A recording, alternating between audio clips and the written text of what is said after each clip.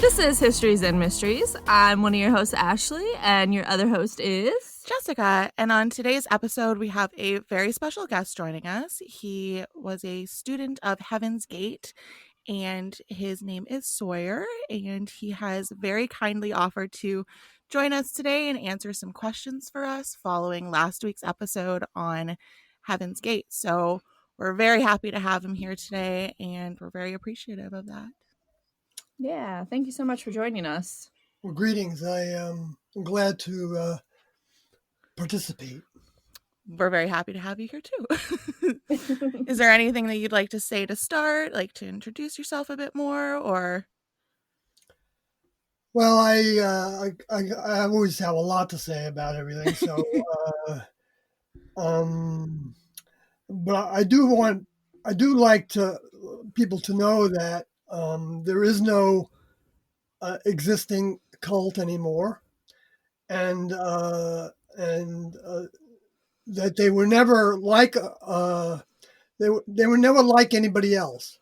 There was no abuses in the group, and there was nobody was held against their will, and there was no motivations to for Tiendo, the teachers, to have power over other people, and they didn't want us to stay in as their students unless we really wanted to be there. But if we really wanted to be there, then they insisted that we go along with the program, just as if you joined a college class room and you had a professor that, would take that same attitude. And it was very much like that. And so, I mean, and so there's no some people, say, is there still a suicide pact of any kind among people that are new believers? And there is not, absolutely not. Mm-hmm. And it's not even appropriate for people now to choose to commit suicide, because we need our human bodies in order to learn lessons in the world. That's what the whole world was created to be a school, in my according to Tiendo, and I believe that. And so having a body is necessary, but it was a little different circumstance for the ones that graduated the school to leave by their own choice, which I can bring a lot of evidence of that.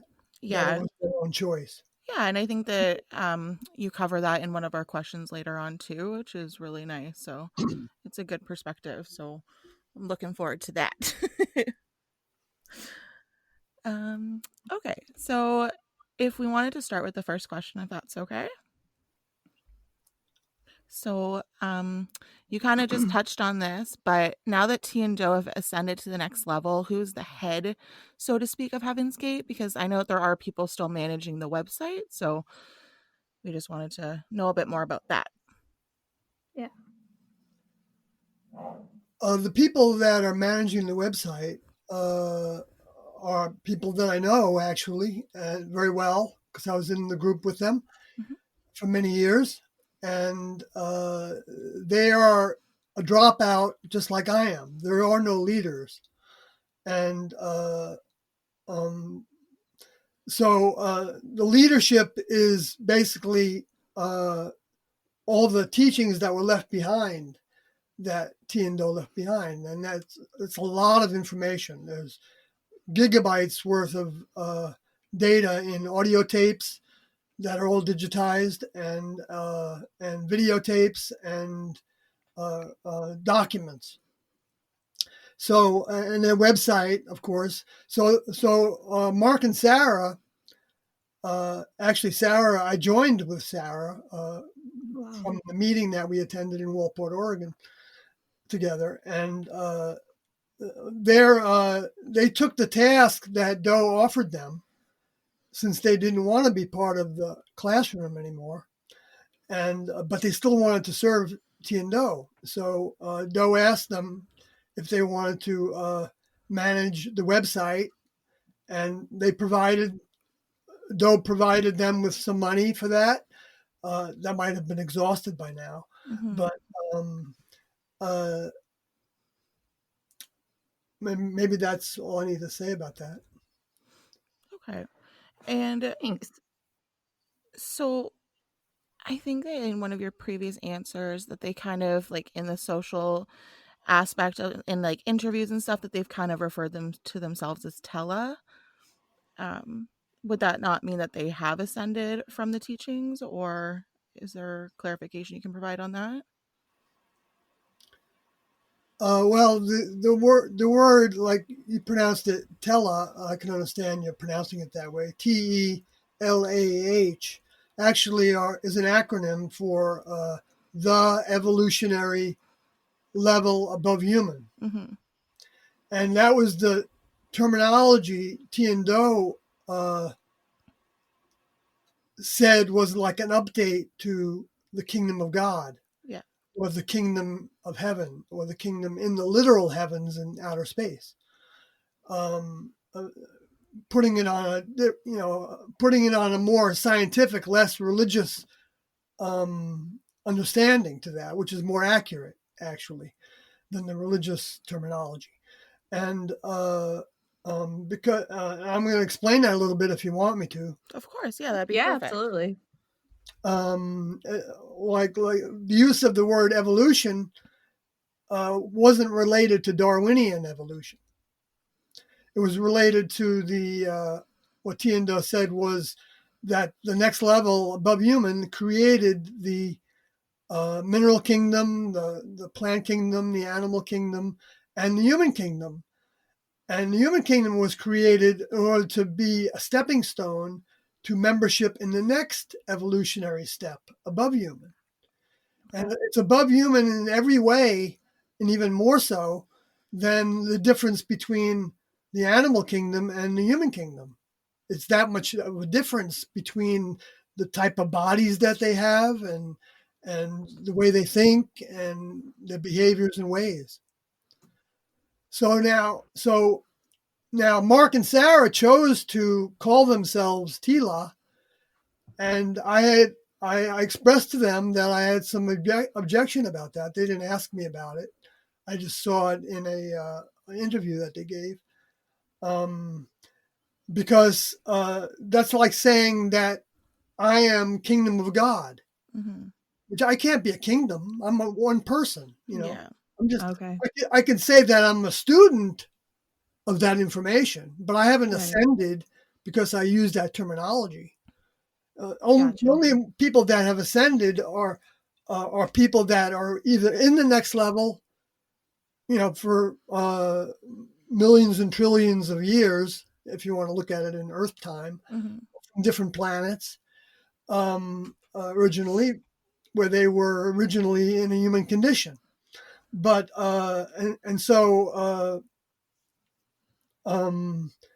there's nobody that's a member of that kingdom that's on Earth right now. Yeah. Okay. Perfect. Thanks so much.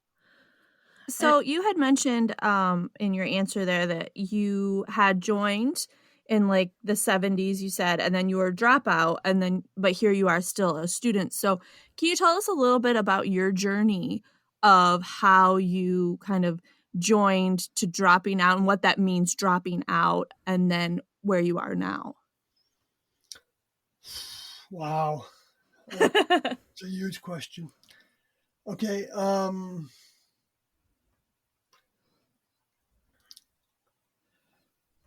Well,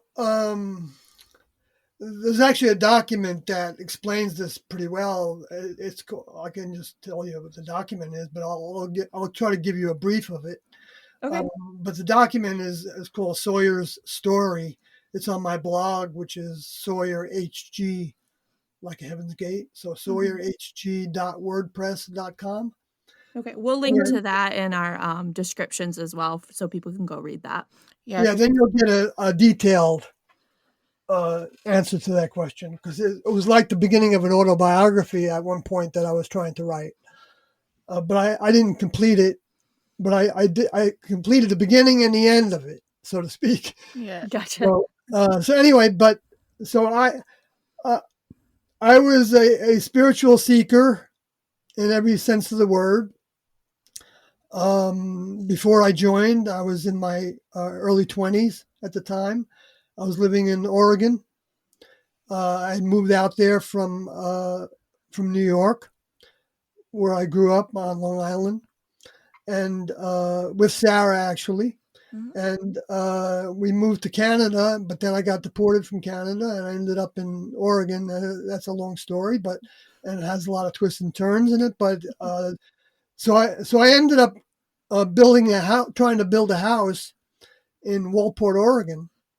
When I saw a poster, actually, I was playing in a band in Newport, Oregon, and we came out from an all nighter. We came out from the band and I saw this poster on the wall that said UFOs, why they are here, where they have come from, when they will leave, and it said that this is not a discussion about UFO phenomena, but that two people say they have come from the evolutionary level above human and are here to show individuals what it takes to become a member of the next level. Now, that's not exactly quote of that poster. That poster is available on the Heaven's Gate website in their book.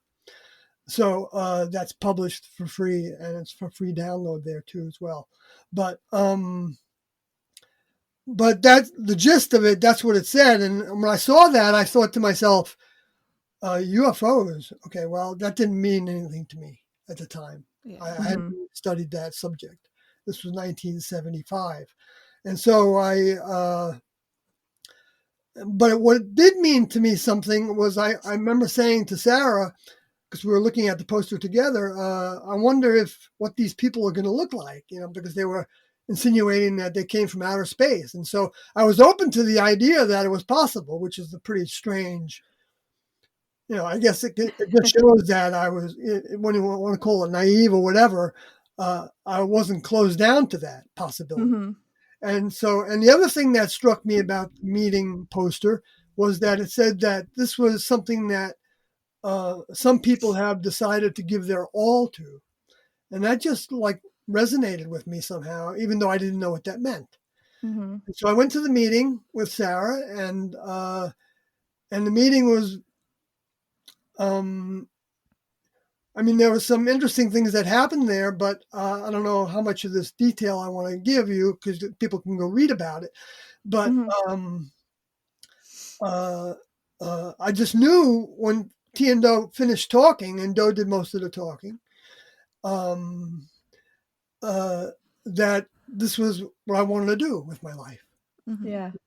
And I felt like everything they said made sense to me. And even though I couldn't explain why it made sense to me, part of it was because I came up from a Catholic background, even though I never was really a working Catholic in any way. But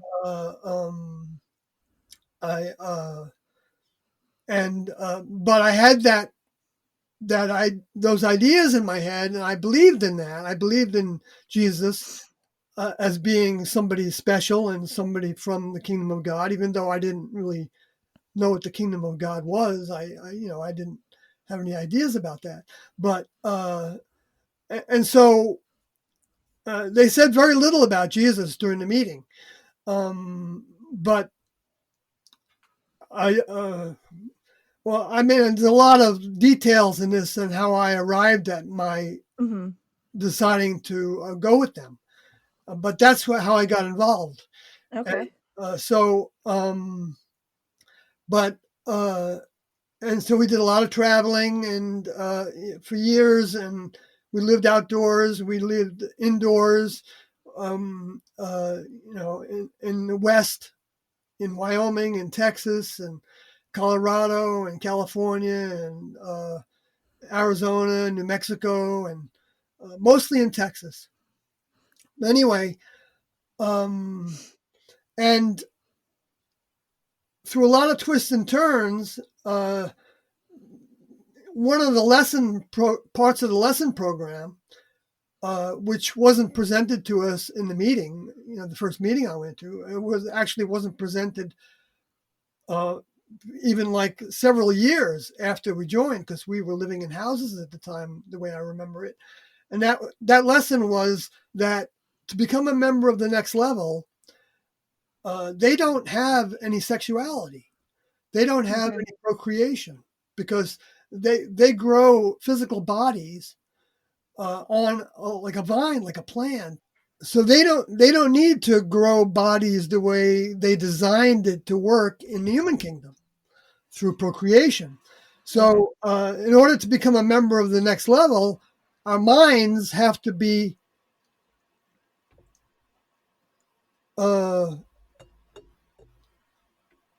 similar enough to the way they think and act.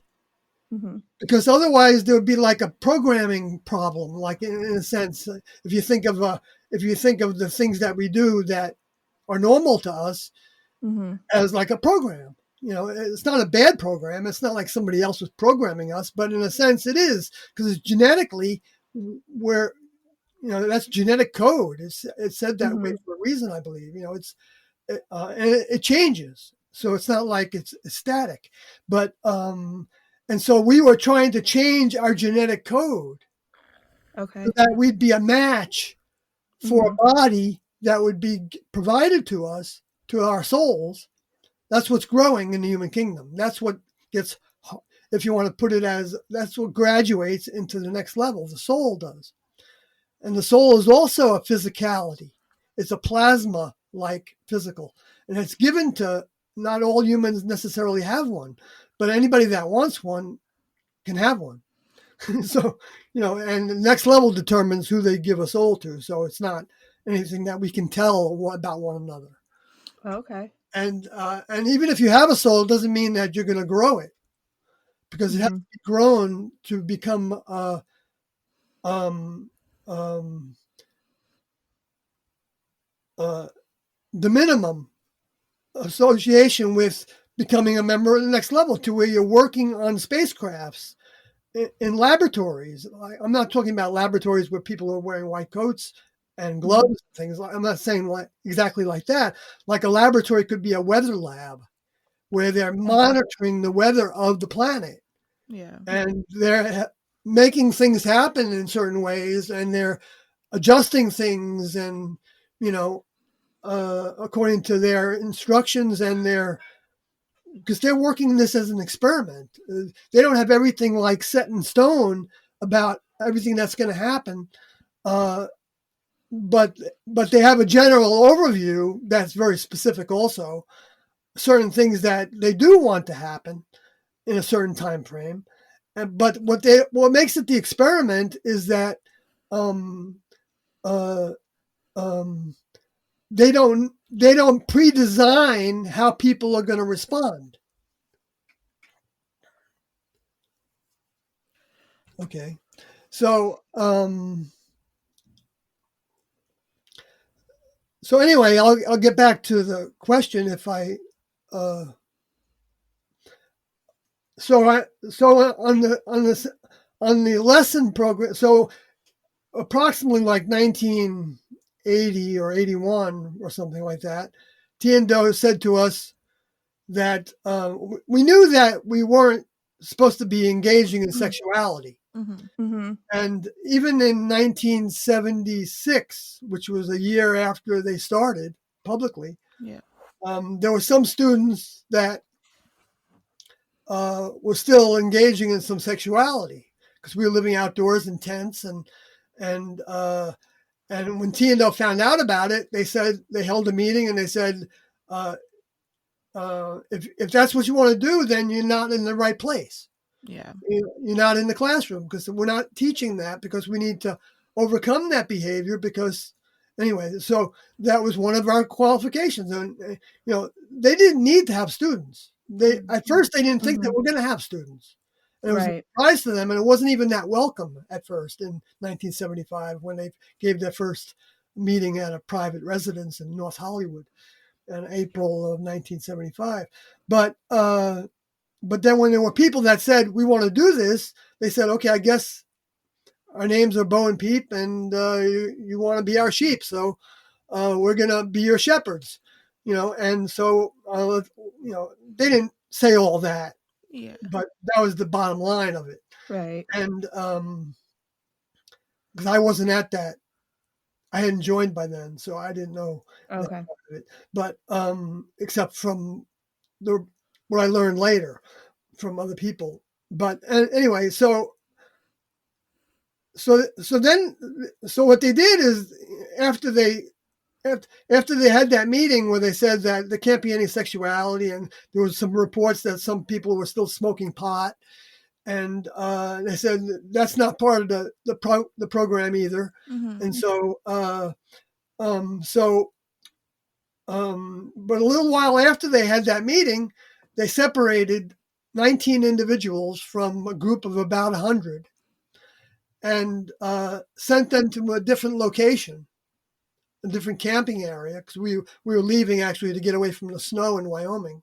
Mm. And so we went to Utah, and we didn't know it. I was in the bigger group of people, and we just were in a camping area. And Tiendo came to us in a meeting and said that you all made the first cut. Oh. Perfect. And I didn't know what that meant, Mhm.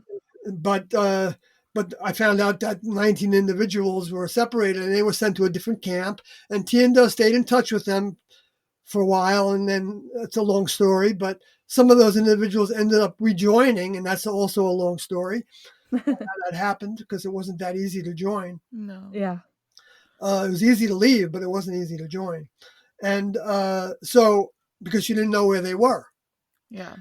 and there was no way to get in touch with them once you were not with them. So anyway, so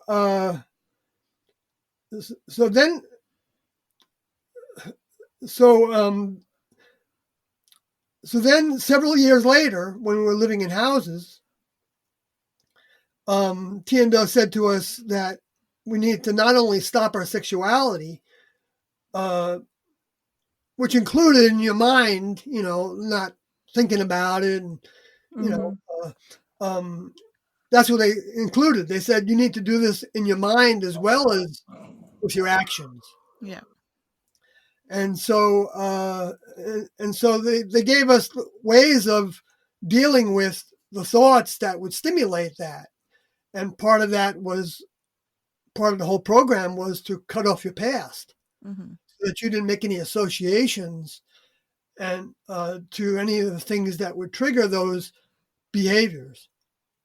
And not that they're wrong, and they're not moral behaviors that are wrong or anything. They're just not common to the members of the next level. And so we need to start the programming to change that in our heads, because the soul is what holds the programming. And we're deciding what programs to put into our soul. And it can be a program from the next level, or it can be a program from the human kingdom. And the program from the human kingdom is that sexuality is normal and even beneficial and useful, Mhm. and everything that comes with it. And but in the program from the next level, to become a member of the next level, yeah, that's one of the things that overcome, and it takes a lot of mind strength Yeah. to adopt that new programming. And Mhm. that's how you build your mind. And Tiendo taught that the mind was like a muscle, Mhm. and that the more you worked it, the more it actually grew. And what we were actually doing was we were growing the soul Perfect. Okay. to become a more dense, more powerful uh, uh, new member of the next level, potentially, Mhm. I because do. that's what ended up graduating. Okay, Yeah. go ahead. I do find it very fascinating that they're all about like no sex, no drugs, because a lot of groups around that time circulated around that kind of stuff and all the negative behavior. So Mhm. it's very refreshing to hear this positiveness about it, right? Yes, I know what you're saying. From the different Netflix movies that I watch, I only get Netflix because I don't want to buy all the service. Yeah. Yeah. But I've watched, the Bhagwan or Rajneesh and the Scientologists, and a number of different groups. Mhm. You know, Mhm. and I knew about a lot of them before I saw those movies, but yeah, it's like the even a lot of Christian evangelicals, you know, end up, and of course, you know, people that aren't religious also, a lot of their downfall is by getting into different forms of sexuality with their students, and you know, and group sex, Mhm. and everything that, you know, like with the Raelians, and so that's one way that the next, you know, that T and Those group really stands out, Yeah. separate from most all the rest. I'm not saying all the rest because I don't know, Yeah. Mhm. but most all the rest that I've seen about or heard about. But what I'm getting to with this part of it, I'll give you a pause there in case you want to edit a lot of that out, but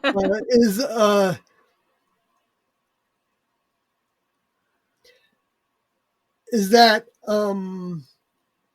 I thought I was doing a good job with that, Yeah. getting rid of my sexual programming, but and the hormones in through your body is part of that, and Mhm. because they trigger thoughts, they trigger feelings, you know, to where you could, you know, like for me, I could just I'm going to be a tiny bit graphic, but nothing, you know, Mhm. obscene or That's anything. okay. We But talk about some graphic stuff but on here. when a female that was a female that my vehicle was attracted to in the group, a classmate, would even bend over, you know, so that I would be looking at her backside. You Mhm. know, I mean, I would like my eyes would go there. You know, Mhm. not that I would have any thoughts about it. I wouldn't have any sexual thoughts about it or anything like that, but I could have. But I didn't want to have any of those thoughts, so I just cut them off. Yeah. Mhm. And I learned to block them. That automatic response gets more and more sensitive. Like for someone like me, it did, um, to where, you know, I could just, you know, if I saw any flesh on the person, it was like I could. It was very hard to distinguish until recently. Actually, well, I'm saying recently in the last 10 years, I noticed that, you know, I get little subtle senses of things that are stimulating my vehicle. We Mhm. call the body a vehicle Mhm. Okay. because it wasn't who we really were. I mean, Mhm. we're a combination of we're the combination of the genetic mind and the environmental mind when we grow up from a baby, and everything in society that happens to us, the parenting and the caregivers or whatever it is, and then the third part of our mind that we would say is the third eye. Whenever we're using the word "I," we're actually one of those, one or all of those three. The third part is when we take control of our vehicle and we say, "Vehicle, no, I don't want you to do that anymore," because, you know, however we do that, we might just not want to use drugs anymore, and so Yeah. we might say, "I don't want to go down that road anymore." And so whenever we're doing that, we're using next level mind because it's not Okay. part of the program for the animal in us, the human part of us. Uh, Sometimes it is. Maybe there's mixtures of it because even in the genes, there's next level mind. So I can't say, you know, those three aren't totally separate from one another. They're all interrelated. And so anyway, I got off on a tangent there, um, but what I ended up finding out was that um, I was not actually following some of the procedures we were given Mhm. uh, to um, to keep on progressing in changing the programming, Okay. and so I ending up giving into sexuality with myself. And so, though at that point we had a we had taken some kind of vows that that giving into it to any degree was grounds for being dismissed from the classroom. But when I did it repeatedly, Doe said that he felt like I had the makings of a good member of the next level. And so he didn't want to throw me away. That was his words. And,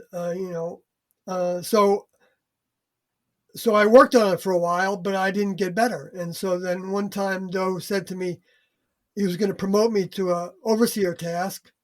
No, it's not really a promotion. I mean, I saw it that way because I had more responsibility from it. And there was more responsibility with an overseer task. That was like, let's say you had a crew of individuals that were doing a project. Mm-hmm. They could be traveling around the country giving meetings. Okay. So they assigned one partnership to be overseers so that they would be in communication with them most of the time on logistical things and things like that. And so that there was more responsibility in that. I just want to explain that it wasn't, but it didn't make me any better than them, the other students, which I proved that because I gave into sexuality and the other students didn't, and they ended up graduating. Yeah. And I didn't because I flunked the course. So now Mark and Sarah also flunked the course. Yes. But they did it in a different way. It was a different lesson step. I won't go into that unless you want me to. But I mean, if you have if you have a brief explanation of it, that would be interesting to learn. All right, I'll try to give it to you. We were living in Boulder, Colorado, and Doe was living in the same house with us, which we called it a craft, like a spacecraft, short for spacecraft, even though there was no paraphernalia that anybody that would look at it and say, oh, they've got pictures of Star Trek or something. We didn't have any of that. Yeah. No. It was made completely normal looking for the sake of our cover, of not being exposed. We were living like 20 and 30 people in a house that was a single family house. Yeah, for the anonymity. And stuff. And if the realtor came in, we didn't want, or the workman or something to fix something, we didn't want them to walk away and say, there's pretty weird things going on there. Yeah. Yeah. So anyway, because we just didn't want to be interfered with. Not that we were doing anything to be ashamed of or embarrassed about. Mhm. Anyway, so that was at the time when, right before that, even like 6 months or so, actually more than that, even years before that, we had the lesson step that was called I Could Be Wrong. Mm-hmm. And the way that it was given to us was before you make a decision on something where you're using your judgment, preface it with, I could be wrong, but I believe this, or I think that, or it seems to be that this is the case. It's raining outside, but that wasn't actually a good example of it because that's a bit of an extreme to, Yeah. to say I could be wrong, but it's raining outside, but even to use it in that context wouldn't have been wrong to do because you were trying to do the best job you could with, and the purpose of it was so that we would be giving T and Doe our will, which T and Doe told us in 1978 that they needed from us. And T and Doe said that, well, T told Doe privately that she thought when she said that to us, because T said most of the biggest steps came from T initially. And she told Doe after she left her body in 1985, which was cancer, and that's a big story. The Doe said she burned out our vehicle, dealing with the negativity from the world and everything, but which was part of the program from the beginning that Doe had some hints of from things that T would say over the years. She would say that I'm here to just get you started, and then I'm going back. And Doe would wonder. He told us he would wonder what she meant by going back to her family unit that she left behind. Mhm. And he couldn't imagine that because of what they'd been through before that, and together. And when her vehicle died, though felt like he knew for sure then that was what she meant, that she was going back to her next level position to resume. And this is I'm getting way off, but I can't talk about T without saying that Doe believed from his experience with T that T was his older member. That's how they talked about membership in the next level. It was older members or younger members. That was all there was. There's no designations. There's no, people don't wear hashtags on their sleeves that show that they've been in the next level for so many eons or whatever, or they're older than everybody else. But but people know that the younger members know who the older members are because of their vibration, their content of their mind. Their souls have grown so powerful that it doesn't mean that they're overwhelmed. I don't know, keep on getting off on this. I know there's so many aspects to this, it's almost impossible to try to put it in a nutshell and do it justice. But so where was I? I don't know. I was talking about Mark and Sarah, and I could be wrong. Let me go back to there. Okay. I think it was I know, right, because I go so many down different, like they call it now, rabbit holes, right? I think it was how Mark and Sarah became dropouts. Right, how they became dropouts. Yeah. And so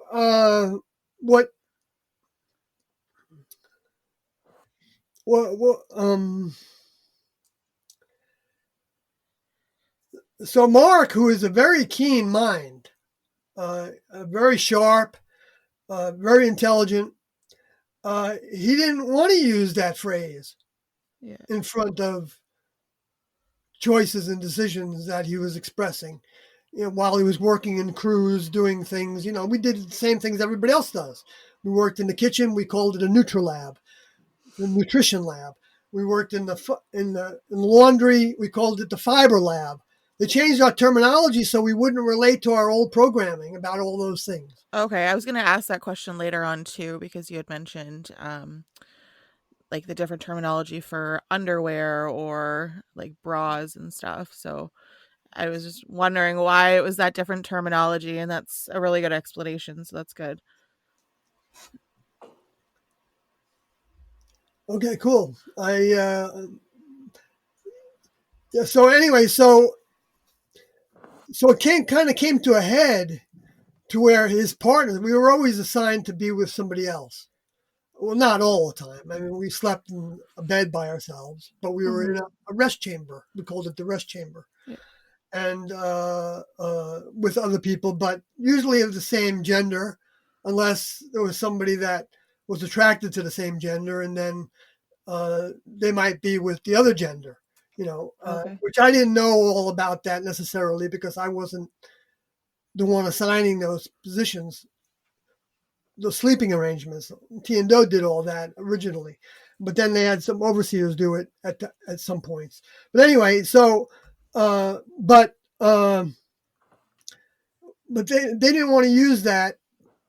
Well, not they, because Sarah wasn't. So anyway, the partners. That's why I got into the partners. The partners that were partners with Mark. If somebody wasn't the instruction for a partner was to be helpful to one's fellow student, one's partner, in the way of helping them stay on track with abiding by all the procedures and behaviors and ways, and which included your facial expressions, and which was supposed to be pleasant, not overly exuberant or overly depressed, or they were to bring it to our attention. The partner was instructed to bring it to the attention of the partner if the partner wanted that. And Tiendo had to remind us all the time to ask your partner for that help, because a lot of partners don't want to say anything critical about somebody else. Of course, yeah. And we were actually, that was part of the program, was we weren't supposed to be critical of our partners, and unless something just hit us in the face, as this was not procedure. Like if you did something that was not, and we had procedure books on everything, that developed. It wasn't like Tiendo gave us, thousands of things to do. Just like in the Old Testament, you have all these different rules. They didn't all come about necessarily all at the same time. They came about because of questions and problems with different things that people were trying to work out. And so Moses would continue to try to give them new ways of thinking about it, and new instructions, even procedures to handle things. I could go into all that history a lot, but my book does a lot of that. But so anyway, so what ended up happening was we had a procedure that the overseers of the lab, or the like the Nutra Lab or the Fiber Lab, or the overseers of the craft, the house, could call a help wanted meeting for somebody else. So this is like, and Jesus actually talked about this. So you bring it to the community if somebody is not abiding by what we all agree to abide by our choices. And so the partner would have brought it up to him first a number of times, but I was never his partner, so I don't know how that happened. But so the overseer ended up calling a help wanted meeting for him, and Tiendo would have known about this, because the partners would have been writing notes to Tiendo saying, I brought this up to my partner, not Tiendo at that time, but Do at that time, because T was outside a vehicle. But we had that note procedure started with Tiendo together. So that communication method, that wasn't the only method of communication, but it was one primary way that we could communicate with Tiendo directly, and nobody else would read those notes. And so anyway, so we had a help wanted meeting with the student body, and it didn't change what Mark felt, and he didn't feel like he wanted to say he could be wrong about something that he felt like he was right about. And I was in that meeting, and we had more than one help wanted meetings, and Sarah kind of gravitated to being with him and being on his side, but she didn't say that, but she just ended up like when Do would have a meeting after that, sitting really close to him, and in a way that wasn't really procedure anymore, because we didn't touch each other. We did a little bit of hugging at one point during special occasions when somebody would be away for a while and they would come back, and they said that we could give the person a hug, but they were trying to keep us separate because we didn't want to stimulate somebody else's feelings in that regard. And we didn't want to be stimulated in that regard, even though that person might not have that vibration with them. Sexuality might not even be a problem with them, but we just had that general procedure not to, because members of the next level don't have any desire to touch one another. They do experience love and joy and feelings. They have emotions, but their vehicles aren't experiencing that. Their minds are experiencing it. Yeah. And the minds don't need to be touched to experience that. And we know that, people, humans like myself and others know that. So anyway, but and so it got to the point where Do said that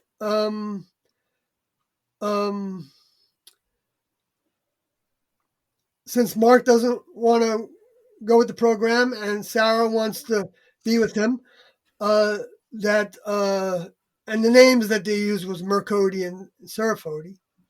That was the names they chose as Mark and Sarah. That became Mark and Sarah now. They so Doug told us that they were going to be leaving the classroom. Instructed to leave. It wasn't on their own volition necessarily, although it was indirectly on their own volition. Yeah. So anyway, Doug gave us instructions to each person go up to them and say to them that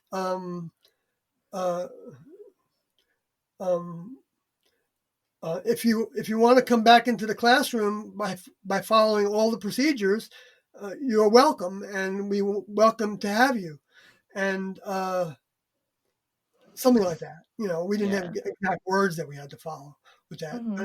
So I did that as well, and so they left the classroom, and then they were given the opportunity to return at one time, as I was also after I left, and they chose not to. But Zoe decided to give them a task, and he also decided to give everybody a task at this time, whether they were in the classroom or not, to stand up for T and Do as the main task that is part of showing our support for them.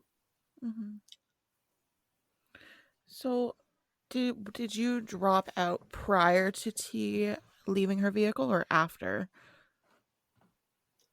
I dropped out in 1994 in September. Okay. And it was T left her vehicle in 1985. Okay. So it was after. So how was the dynamic after she left? Was it like astronomically different, or was it similar?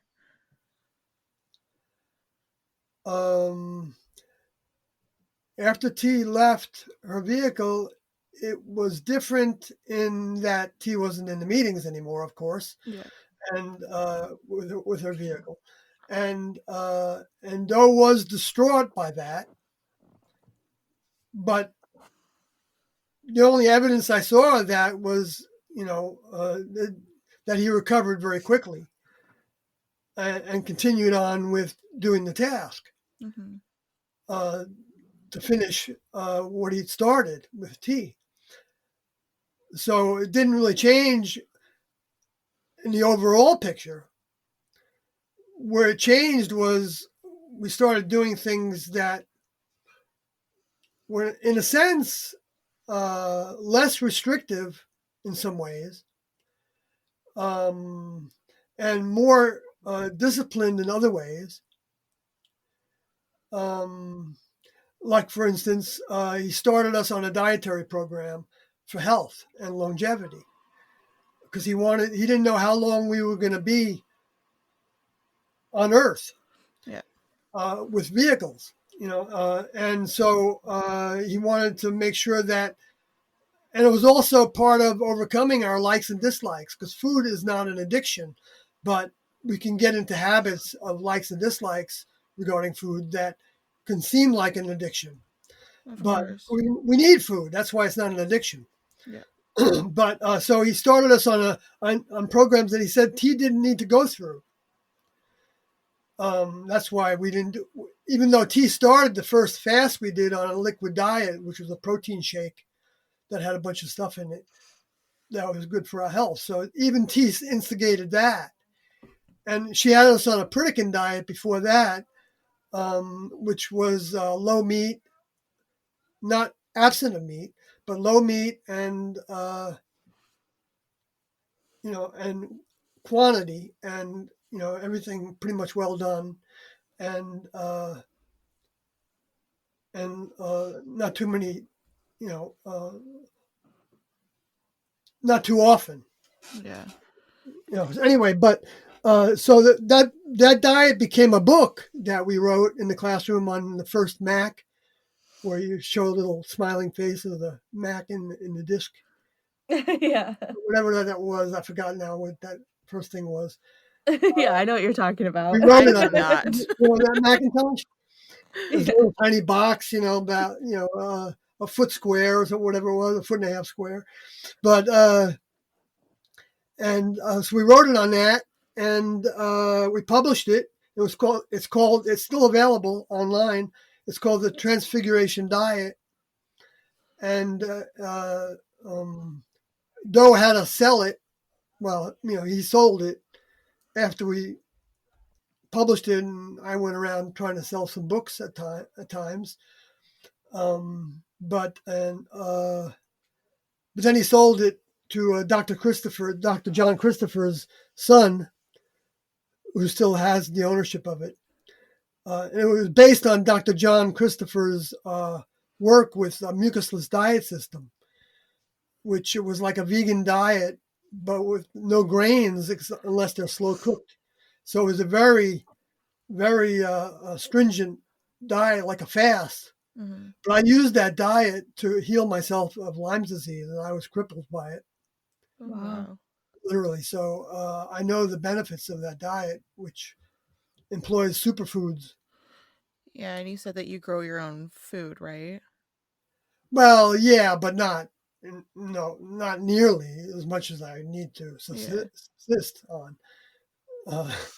No, I'm trying to work up to that more and more. I'm encouraging that because I when I pass away, I want my daughter to be able to have that. Yeah, of course. Mm-hmm. Be able to grow food, and my partner, my daughter's mother, who is not my partner anymore, she's the one that's doing most of the growing. I just am preparing the soils and things like that. Awesome. That's still very fascinating. I like that. I wish I could grow my own food. Yeah. I'm awful. I cannot keep a plant alive at all. Well, I was that way too, but I got better at it. Yeah. Yeah. I just have nowhere to grow my stuff. Really, it was like I tried to grow some things and they didn't grow, and I always overwatered them or I underwatered them. I didn't know how to figure out what they needed and take the signs that you get from the plants, the way they're growing. Keep the bugs off of them and all that. It's a big job. Yeah, of course. It is. Yeah. I don't have time for it or the space. Right. I live in the city, so I don't really have the space for it. Yeah, I understand that. Wish I could. I got 10 acres, so you got to do something. Yeah, exactly. That's awesome. I would love that much. It's the size of a mountain, so it's not all that arrogant. What is it? Arrogable? No, that's not the right word for it. I don't know. Agriculturable? No. There's another word for that. I'm missing it now. No. I don't know either. The words always escape us too when we're on here. Yeah, well, I'm used to that. That's common for me. I do live streams all the time. Yeah. And, Oh, okay. I can't count the amount of times I lose track of where I was. And, Yeah. get down a rabbit hole, and I forget the names of something that I really knew really well. Oh yes, my husband always brings it up whenever I mispronounce something or say a terminology wrong. He always brings it up afterwards. It's like, did you really say that? Yes, I did. Sorry. Yeah. So, okay. So I have a question. So you had mentioned earlier that not every human has the soul. So what happens to the people who don't? What do you guys think happens to the people who don't have one? So they don't ever get the chance to ascend. What happens to them when they pass on? Okay, well, the people that don't have a soul still have a spirit. Okay. The spirit is equivalent. Word mind and spirit is the same word. And it's actually separate from our brain. It's not the brain. It's what works. It's attached to the brain, and also all the cells of the body. Okay. Also have a little bit of that mind in them. And when the vehicle dies, that mind continues to exist. Okay. The ghost, people call them as ghosts or discarnate. They're separated from the body. They're not in the flesh anymore. That's what incarnation means, is in the flesh. And so the next level, that spirit, and this same thing happens with the soul, but the soul is a little different. Maybe I should describe that first. Like the way that Doe described it was that if you looked at the human body as a vase, like a glass vase that was see-through, so that you could see Okay. inside of it. Not that the human body is see-through, but just Yeah. so that you can just picture this. Mhm. There's like every human has like a balloon, you can think of it, that extends outside the body, Okay.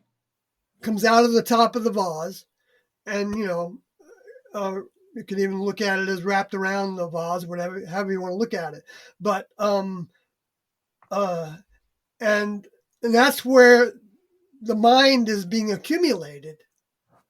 Programs, the likes and dislikes, the things that our experiences are all part of that. It's all programming, and it's actually what becomes either adding to the genetic programming or taking away from the genetic programming, changing it, making it, going downhill or uphill in the sense of the health of the vehicle and everything. So, and the health of the mind as well. And in the judgment of the next level's judgment. And so now when the next level decides that they're going to come and send two of their older members to be present in the environment, in taking over a human vehicle that was prepared for them, they put a deposit, they called it a deposit, of a soul, which is a container that's got a plasma-like physicality to it. That's the way Doe described it. And he also called it a pocket, and he called it a pillowcase before he talked about it as a container. And which has a set of programs in it that help people identify with the reality of the next level in whatever way they think about it or don't think about it. They may not have any thoughts about it, but they have that program there, and that program can be grown anyway. So it does, but that program can also be put down so that Okay. somebody doesn't even have any recognition at all that we came about by being created by some amazing people or higher source or higher power, or however people want to think about it. God, right? Allah, Buddha, Krishna, Vishnu, Krishna, Buddha, or all the different terminology that the religions have used, because the religions all came from the next level. Yeah.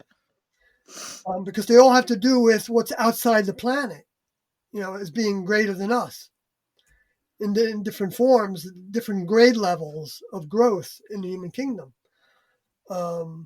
stations. But so that soul would look like another balloon that's put into that vase. Okay. And also extending outside the vehicle. So now the object of the lesson program is to get into the human kingdom. I'm talking about this as a genetic strain. So this happens over lifetimes, to where the mind is developing in an evolutionary way to have more next level programming in them as a part of that mind, even though the individuals in the human kingdom might not have a soul deposit. They're still growing their mind. Okay. that's a combination of, well, I'm not going to talk about that because that would go down another road that's pretty extensive to think about. But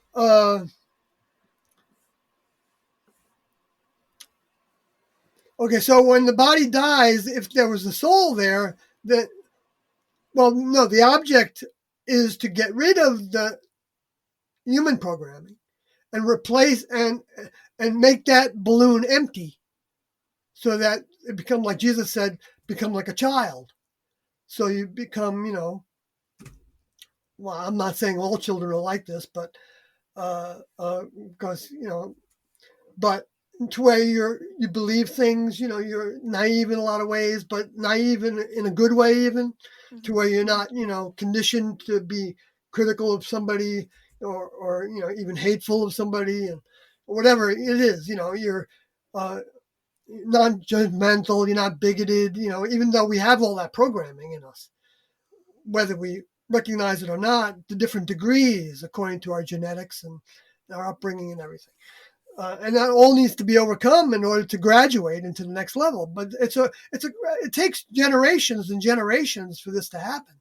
And so those minds that didn't receive that soul deposit, when they lose their vehicles, even now, the next level, they work very closely with hospitals. Oh, okay. And so they actually see to it that some of the spirits go to certain locations, but a lot of spirits just stay where they are, and they become helpful to humans a lot of times. Yeah. Like guardian angels, to where they say, you don't want to drive 90 miles an hour on this road. No. Right now. Maybe I shouldn't drive if I'm inebriated, where those ideas come to them, so that can be the next level way of helping people. Yeah. By allowing those spirits to be their guardian angels. And then there's those spirits that all they want to do is get humans to do the things that they did while they were living. And so, that might be to become a great flute player. I happen to play the flute, so I use that example. I'm not saying I'm a great flute player, but I can play it. I pretty saw well. the video. You're pretty good. Thanks. But that's just an example. I mean, it could be anything. It could be somebody that raising children, a garbage collector. It doesn't make any difference. President of the United States. It doesn't make any difference what it is in the human kingdom. There are all equal opportunities to outgrow ourself, in a sense, even though there's a value to having self-confidence and all that. But that's one of the things that needs to end up going with, I could be wrong. Yeah.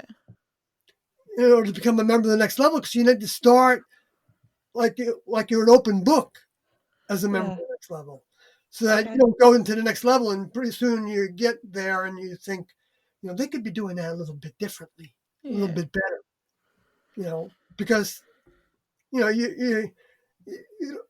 don't have the capacity to tell the next level what to do and how to think, and so we need to outgrow that before we are. So anyway, those spirits are all around, and then the next level at some point in the progression of the civilization decides that the classroom is over. The classroom meaning that opportunity to be in school at whatever degree that is. We called the next level, being with T and Do, a classroom as well, but that was an accelerated classroom because we were taken out of the world and put through accelerated things. But that didn't mean that we were better than anybody else, because there's a lot of people in the human kingdom that were learning lessons that I didn't learn, that I needed to learn. Yeah.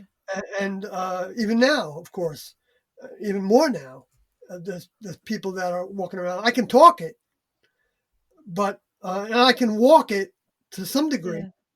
But that, there's no judgment between humans. We're all equal. And that's why the Equal Rights Amendment and all that were very positive things fostered by the next level to come about in order to prepare people for the time we're in right now. But so nothing's lost in the next level. Okay. And everybody, they're masters at making negatives into positives. So even like with all the negatives that come with COVID, there's a lot of positives to be gained from it, from our experiences with it and how we react to it. Yeah. But that doesn't mean that the government is in the right place. Mm-hmm. Because maybe part of it is to see that, there's other ways this could have been handled. I don't know. I don't want to get into all that right now, but I do, and I will, and some of it's based on. Well, I should get into it a little bit, if you don't mind, a tiny bit, with not big stories, just little things that Tiendo said. Yeah. About choices. The big thing that separates us from animals is we have the choice not to be animals.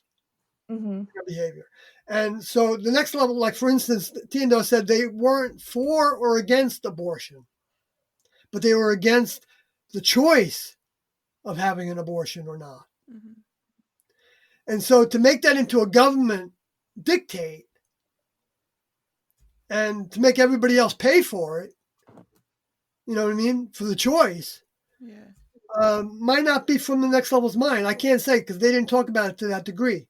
They just said that, that was an idea of choice. They wanted people to have choices. And so whenever I see the government trying to limit our choices, now I'm not talking, they even wanted us to have the choice to build weapons that were designed to kill humans with, even though they didn't agree with that. Yeah. Mm-hmm.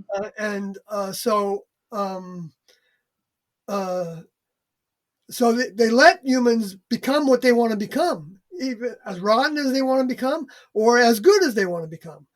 And it's all a lesson step. And we can't judge anybody that's in government for what they're doing or not, because we never know when they're going to change, when they could change. Yeah. And we don't know what they're up against. We don't know what prepared them or resulted in the way that they're acting and the positions that they're in. So it's, but we can judge behavior.